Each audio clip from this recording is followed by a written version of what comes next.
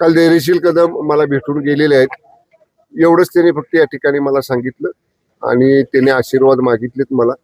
एवढ्या फक्त साहेबांनी मला या ठिकाणी बोललो. साहेब आज शेवटी ते महायुतीचे उमेदवार आहेत, त्यामुळे महायुतीचे मुख्य नेते आहेत आदरणीय एकनाथजी शिंदे साहेब, ते भेटणारच त्यांना. साहेब, आज सातारा सांगली, एक मिनिट ओंकार. सातारा सांगलीच्या विधान परिषदेच्या अनुषंगाने माहितीची एकही बैठक तुमची झालेली नाहीये किंवा भाजपकडून तुम्हाला कोणतंही निमंत्रण अद्याप दिलं गेलेलं नाही किंवा बैठकीला तुम्हाला निमंत्रण नाहीये. काय नेमकं म्हणजे याचा अर्थ काय समजायचा? अंतर्गत कार्यकर्त्यांमध्ये पण नाराजीचा सूर असं समजतं. तर काय आम्ही काय बोलणार त्याच्यावर?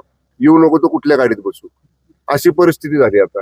म्हणजे तुम्हीच प्रश्न विचारल्यानंतर तुम्हीच म्हणताय तुम्हाला निमंत्रण नाही, आणि मग तुम्ही काय करणार? तर मग निमंत्रण नाही तर मग कसं कुठल्या गाडीत बसायचं?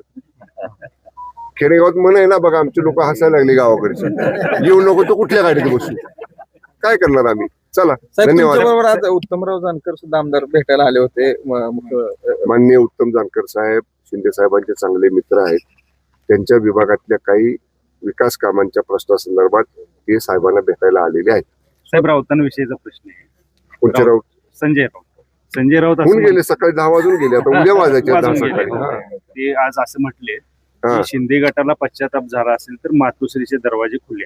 त्यांना कोण ती काय भविष्य काय लागले का? कुणाला पश्चाताप झालाय आणि कुणाला नाही पश्चाताप?